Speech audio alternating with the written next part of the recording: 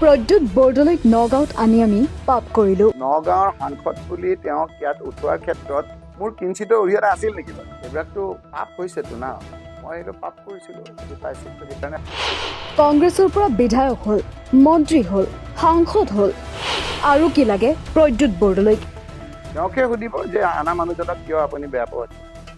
তেওঁকে সুধিব যে আপোনাৰ সংগঠিত নাথাকা মানুহ এটা ইয়াত খোপনি পুতোতে আপোনাক সহায় কৰিছিল আৰু আপুনি কি কাৰণে মনটো বেয়া কৰিছে, তেওঁহে ক'ব।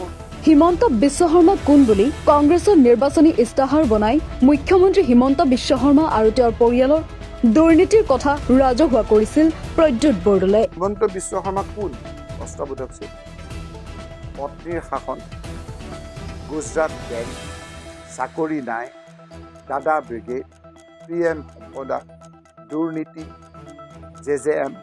এতিয়া সেই একেজন ব্যক্তিয়ে এতিয়া মুখ্যমন্ত্ৰীৰ কাষ কেনেকৈ চাপিছে?